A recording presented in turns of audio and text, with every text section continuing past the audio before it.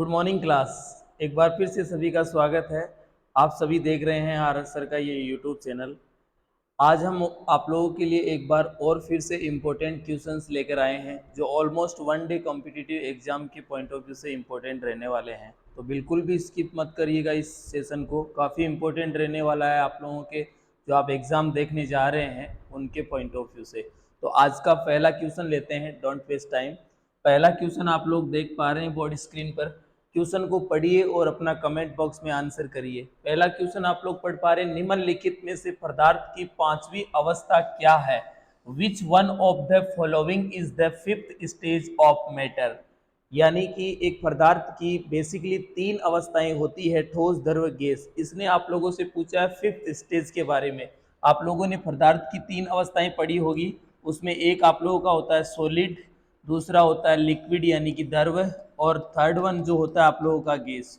चौथी अवस्था होती है प्लाज्मा, और पांचवी अवस्था आप लोगों से पूछ रहा है। तो इसके चार के अलावा आप लोगों को जो ऑप्शन दिख रहा है वो इस पर क्लिक ऑन हो जाएगा।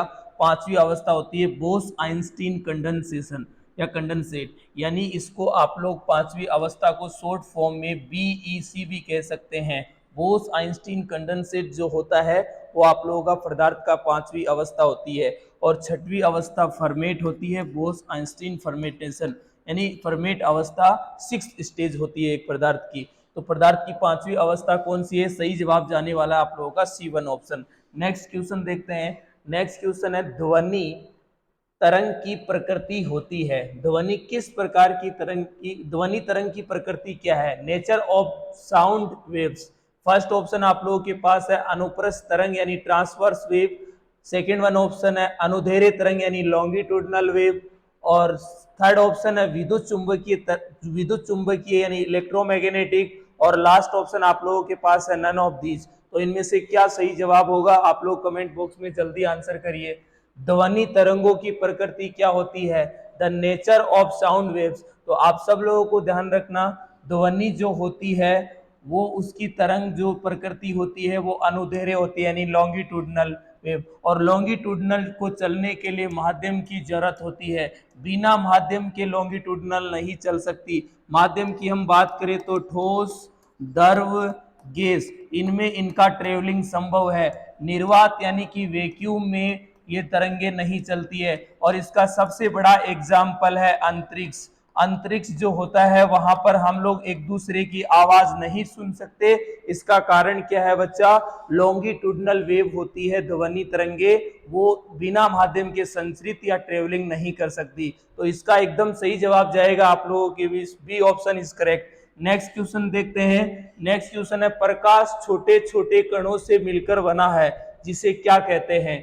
Light is made up to a tiny particles call is, यानी प्रकाश जो है वो छोटे छोटे कण से मिलकर बनता है। इस चीज को क्या कहा जाता है? परमाणु, न्यूट्रॉन, पॉजिट्रॉन और फोटोन। बिल्कुल एकदम सही जवाब जाएगा बच्चा फोटोन। फोटोन इसका एकदम सही जवाब रहने वाला है। नेक्स्ट क्वेश्चन की बात करते हैं। नेक्स्ट क्वेश्चन है आप लोगों के बीच, निम्नलिखित तत्वों में से कौन सा युग्म सामान्य ताप पर द्रव होता है? विच of the following pair of element is liquid at normal temperature? तो आप लोग इसका सही जवाब छाटिए, देखिए जल्दी ऑप्शन पढ़िए और कमेंट बॉक्स में अपना आंसर करिए। गैलियम और ब्रोमियम। गैलियम आप लोगों को पता है नॉर्मल टेम्परेचर पर नहीं रहता है। नॉर्मल टेम्परेचर हम कमरे के ताप यानी 25 डिग्री सेल्सियस की बात करें तो वो नॉर्मल टेम्परेचर होता है। गैलियम कमरे के ताप से अधिक ताप पर द्रव अवस्था में होता है, जबकि ब्रोमीन तो सामान्य ताप पर हो सकता है। तो ये ऑप्शन तो कट हो जाएगा। नेक्स्ट है पारद और ब्रोमीन, एकदम सही जवाब जाएगा। देखो बच्चा, पारे का ही नाम है पारद, इसको पारद भी कहते हैं, इसको क्विक सिल्वर भी कहा जाता है। क्विक सिल्वर भी इसी का ही नाम है। आप लोगों को ध्यान रखना, इसमें एक क्वेश्चन ये भी पूछा जाता है कि क्विक सिल्वर में सिल्वर का प्रतिशत कितना होता है? तो 0% होता है। पारा जो होता है वो धातु होता है। पारा क्या बच्चा? धातु यानी मेटल। और ब्रोमीन क्या होता है? पारा यानी कि Hg और ब्रोमीन यानी कि Br। ये एक अधातु यानी नॉन मेटल होती है। तो कौन सी अधातु जो है सामान्य ताप पर द्रव है? Br bromine. और कौन सी धातु है जो सामान्य ताप पर द्रव अवस्था में पाई जाती है? तो जवाब आ जाएगा पारा। ये चीज आप लोगों को काफी बढ़िया तरीके से कंटेस्ट और बढ़िया तरीके से क्लियर रखना है, क्योंकि एग्जाम में ये क्वेश्चन बहुत बार चर्चाओं में रहता है माय डियर। तो इसका एकदम सही जवाब जाने वाला है आप लोगों का B option is correct. Next अपन बात करते हैं नेक्स्ट क्वेश्चन की, कि एम कोश यानी एम सेल्स में इलेक्ट्रॉन की अधिकतम संख्या कितनी होती है? What is the maximum number of electrons in M shells? यानी आप सब लोगों को पता होगा कि जो कक्ष होते हैं, किसी भी कक्ष में अधिकतम संख्या इलेक्ट्रॉनों की अधिकतम जो संख्या होती है वो किस पर डिपेंड करती है? 2n स्क्वायर पर। यानी किसी भी कक्ष में अधिकतम इलेक्ट्रॉन की संख्या किस पर डिपेंड करती है? 2n स्क्वायर पर। तो आप लोगों ने पढ़ा होगा कक्ष के एल एम एन, ठीक है बच्चा, के एल एम एन। तो m कक्ष में पूछ रहा है, तो m कक्ष तीन नंबर है, नंबर की संख्या 3 है, तो 2n स्क्वायर फॉर्मूला होता है। दो बच्चा n की वैल्यू 3 रखिए, स्क्वायर रूट 3 का कितना हो जाएगा? 9। तो 2 गुणे 9 कितना हो गया? 18। आप लोगों को ध्यान रखना इसमें कितना इलेक्ट्रॉन भर सकते हैं एम सेल में, तो जवाब आ जाएगा 18। थर्ड वन ऑप्शन एकदम सही हो जाएगा। एक किसी भी कक्ष में अधिकतम इलेक्ट्रॉनों की संख्या 2n स्क्वायर होती है, ये चीज आप लोगों को ध्यान रखना, एकदम सही जवाब कर पाएंगे। नेक्स्ट क्वेश्चन देखते हैं। नेक्स्ट क्वेश्चन जो है 6 नंबर का, वो है कैंसर के उपचार में निम्नलिखित तत्व के समस्थानिकों में से किसका प्रयोग किया जाता है? Which of the isotope of the following elements are used in the treatment of cancer? काफी इंपोर्टेंट क्वेश्चन है और यहां से एग्जाम में आप लोगों के लिए पूरी पूरी गुंजाइश भी रहने वाली है, तो ध्यान से पढ़िए क्वेश्चन को एक बार और फिर इसका आंसर करिए। पहला ऑप्शन आप लोगों के पास है आयोडीन, तो आयोडीन तो यहाँ कट हो जाएगा बच्चा। आयोडीन से आप लोगों का थायरोक्सिन अनबैलेंस हो जाता है, थायरोक्सिन, और आप लोगों के थायराइड संबंधी समस्याएं हो जाती है। और आयोडीन 130 31 का यूज हम लोग थायराइड संबंधी समस्याओं के लिए इसका यूज करते हैं। कोबाल्ट एकदम सही जवाब चला जाएगा। कोबाल्ट 60, ये क्वेश्चन पूछा जाता है, कोबाल्ट 60 का यूज कहां होता है? तो कैंसर निदान में किया जाता है। सोडियम नहीं होगा, एकदम गलत जवाब है। सोडियम 24, सोडियम जो 24 होता है, सोडियम 24 यानी Na24 का यूज हम अलग जगह करते हैं ब्लड से संबंधित समस्याओं के लिए। इसका एकदम सही जवाब जाएगा कोबाल्ट। कोबाल्ट 60 का यूज हम लोग कहां करते हैं बच्चा? कैंसर निदान में। आप लोगों से पूछा जाता है कि कोबाल्ट किस विटामिन में पाया जाता है, ये क्वेश्चन भी आता है। तो कोबाल्ट आप लोगों को ध्यान रखना बच्चा B12 में पाया जाता है। और दूसरी चीज ये ध्यान रखना, कैंसर रोधी विटामिन किसे कहते हैं? कैंसर रोधी विटामिन, तो कैंसर रोधी विटामिन जो कहा जाता है वो कहा जाता है बच्चा लोग B17 को, यानी कि B17। और B17 जो होता है वो तरबूज के बीज में पाया जाता है। तरबूज के बीज में कौन सा विटामिन पाया जाता है? तो B17 एकदम सही जवाब जाएगा। तो इतनी सारी बातें आप लोगों को ध्यान रखना है। नेक्स्ट क्वेश्चन की बात करते हैं। लोहे को जंग लगने से बचाने के लिए निम्नलिखित में से किस धातु की पतली हल्की परत बिठाई जाती है? तो आप लोगों को इसका सही जवाब ढूंढना है, क्या होगा? लेड गलत आंसर हो जाएगा। मैग्नीशियम भी गलत आंसर है। जस्ता एकदम सही जवाब जाएगा। यानी जेडन यानी जिंक की हम लोग हल्की परत बिठाते हैं। इस क्रिया को हम लोग जस्तीकरण भी कहते हैं। क्या कहते हैं बच्चा? जस्तीकरण। लोहे को जंग से बचाने के लिए जस्ते की हल्की परत बिठाने की क्रिया को जस्तीकरण कहते हैं। और इस जस्तीकरण का ही अन्य नाम होता है बच्चा यसद लेपन। और इसी को ही कहा जाता है गैल्वेनीकरण भी इसी को ही कहा जाता है। और जेडन की हल्की परत बिठाई जाती है। काफी इंपॉर्टेंट है। लोहे पर जंग लगना यानी रस्टिंग ऑफ आयरन एक रासायनिक परिवर्तन होता है। कौन सा परिवर्तन होता है बच्चा? रासायनिक परिवर्तन। आप लोगों से यह भी पूछा जाता है, लोहे का आयनित होना एक भौतिक परिवर्तन है, जबकि लोहे पर जंग लगना एक रासायनिक परिवर्तन है। ये चीज भी आप लोगों को ध्यान रखना। नेक्स्ट क्वेश्चन की बात करते हैं। नेक्स्ट क्वेश्चन आप लोगों के पास है, सिनेबार निम्नलिखित में से किसका आइसक है? Cinnabar is an of the which following. आप लोगों को 4 ऑप्शन दिख रहे हैं, इनमें से आप लोगों को बताना है कि सिनेबार एक आइसक है। सिनेबार से आप लोग पारे को आसानी से प्राप्त कर सकते हैं। यानी आइसक क्या होते हैं? ऐसे खनिज या ऐसे मटेरियल जिनको धातुओं को हम लोग आसानी से या सरलता पूर्वक प्राप्त कर सकते हैं, उनको हम लोग आइसक कहते हैं। तो आइसक किसका, सिनेबार किसका आइसक है? एकदम सही जवाब जाएगा पारे का। पारे का आइसक होता है सिनेबार। ये चीज आप लोगों को ध्यान रखना बच्चा, काफी इंपॉर्टेंट है, बहुत बार एग्जाम में आ जाता है। जैसे पूछता है मोनोजाइट किसका आइसक होता है? मोनोजाइट, मोनोजाइट किसका आइसक है? तो मोनोजाइट होता है बच्चा थोरियम का। किसका होता है? थोरियम का। आप लोगों से पूछता है पिच ब्लेड, पिच ब्लेड किसका आइसक है? पिच ब्लेड जो आइसक होता है वो होता है यूरेनियम का। आप लोगों से पूछता है कि बॉक्साइट किसका होता है? एल्यूमिना किसका होता है? एलियम का। हिमेटाइट, सीडेराइट, लिमोनाइट, मैग्नेटाइट, ये सब किसके होते हैं? लोहे के। तो ऐसे अर्जेंटाइन किसका होता है? चांदी का। ऐसे आप लोगों को आइसक याद रखने हैं, आइसक से भी क्वेश्चन पूछे जाते हैं। नेक्स्ट क्वेश्चन की बात करते हैं, बहिर्मंडल में गैसों का संयोजन यानी कॉम्बिनेशन। बहिर्मंडल जो होता है जिसको एक्सोस्फीयर भी हम कहते हैं, उसमें कौन सी गैसों का मिश्रण होता है? इन 4 ऑप्शन में से दो गैसों का कॉम्बिनेशन दिया गया है, एक ऑप्शन को सिलेक्ट करना है। तो बताइए बच्चा, हीलियम और हाइड्रोजन। बिल्कुल एकदम सही जवाब है पहला ही ऑप्शन, हीलियम और हाइड्रोजन गैसों का ही मिश्रण होता है। नियोन हाइड्रोजन का नहीं, हीलियम नियोन का नहीं, नन ऑफ दिस तो है ही नहीं।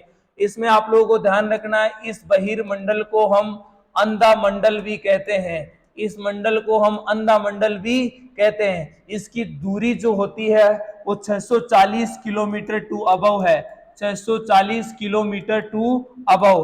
तो ये चीज भी आप लोगों को ध्यान रखना है, काफी इंपोर्टेंट है, आईएमपी है, बहुत बार एग्जामों में पूछा जाता है। नेक्स्ट बात करते हैं बच्चा, सोल्डर निम्नलिखित में से किसका मिश्रण है? Solder is an alloy of which of the following. ये दो आप लोगों को मेटल, आप लोग दो तत्वों के कॉम्बिनेशन दिए गए हैं, उनमें से आप लोगों को बताना है कि सोल्डर जो मिश्र धातु होती है वो किन 2 धातुओं का मिश्रण है।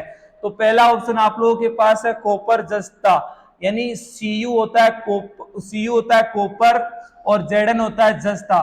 तो तांबा और जस्ता तो आप लोगों को पता बच्चा पीतल मिश्र धातु होती है, इससे तो पीतल मिश्र धातु बनती है। Fe और C यानी आयरन, Fe हो गया लोहा और C हो गया कार्बन, इससे आप लोगों का इस्पात बनता है बच्चा।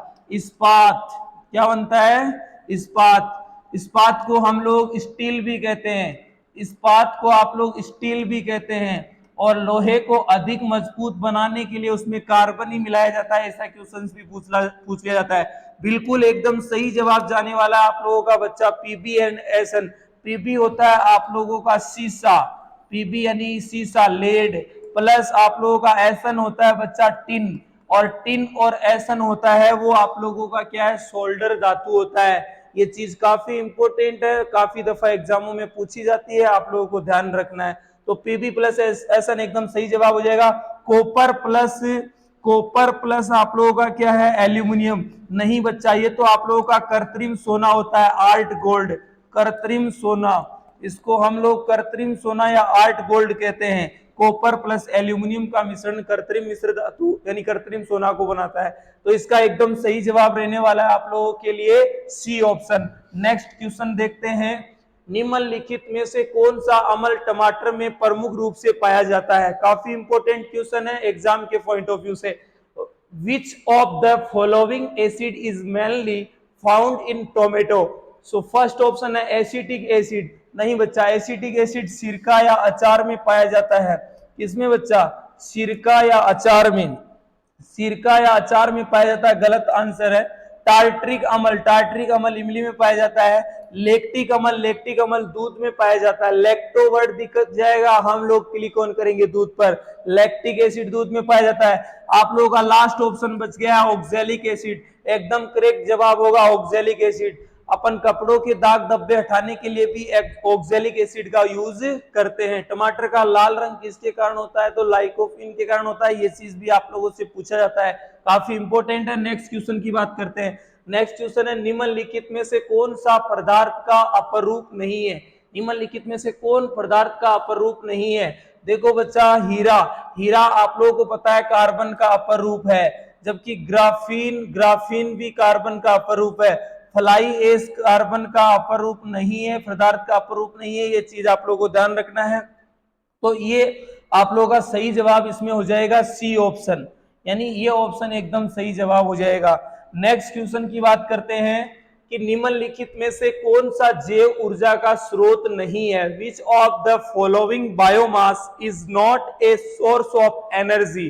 तो आप लोगों को ध्यान रखना है, लकड़ी। लकड़ी तो आप लोगों को पता है बायोमास यानी आप लोगों का इसका सोर्स होता है। नाभिकीय रिएक्टर एकदम गलत है, नाभिकीय रिएक्टर इसका एकदम सही जवाब जाएगा इस क्वेश्चन का। इस क्वेश्चन का एकदम सही जवाब जो रहने वाला है बच्चा, नाभिकीय रिएक्टर यानी एटॉमिक न्यूक्लियर रिएक्टर होता है, वो एक बायोमास नहीं है, बायोमास नहीं है। नेक्स्ट क्वेश्चन आप लोगों से पूछा जा रहा है, सबसे हल्का तत्व कौन सा है? काफी आसान क्वेश्चन है। Which is the lightest element? तो इसका जवाब जाएगा आप लोगों का हाइड्रोजन। सल्फर नहीं है, नाइट्रोजन नहीं है, पारा नहीं है। इसका सही जवाब रहने वाला है बच्चा आप लोगों की हाइड्रोजन, सबसे हल्का तत्व है।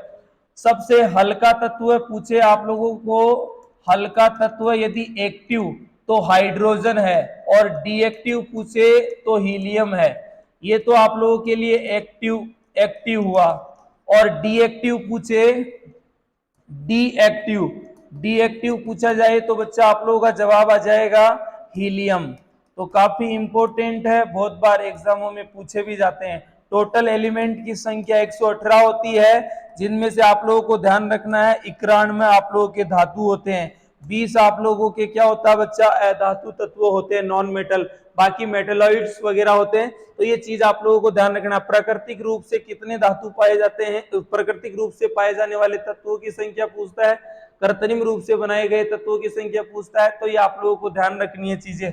नेक्स्ट क्वेश्चन की बात करते हैं, कोशिका में पचाने की थैली कौन सी है? What is the digestive system in the cell? यानी कौन सा कोशिका का ऐसा ऑर्गन है जिसको हम डाइजेस्टिव ऑर्गन यानी पाचन तंत्र या पाचन की थैली के नाम से जानते हैं? तो आप लोगों का पहला ही ऑप्शन सही हो जाएगा, लाइसोसोम। लाइसोसोम में हाइड्रोलाइटिक एंजाइम्स पाए जाते हैं जो कोशिका के अंदर अपशिष्ट पदार्थों को नष्ट करने का काम करते हैं या फिर उसको डाइजेशन करते हैं।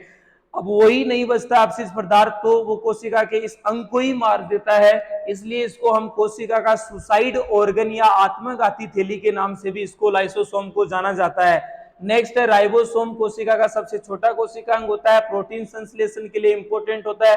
माइटोकॉन्ड्रिया में ग्लूकोज का विघटन होता है, एटीपी के रूप में ग्लूकोज टूट के प्रत्येक सेल ऑर्गन को ऊर्जा देता है, इसलिए उसको कोशिका का ऊर्जा घर, पावर हाउस, बिजली घर, एटीपी घर आदि नामों से जाना जाता है।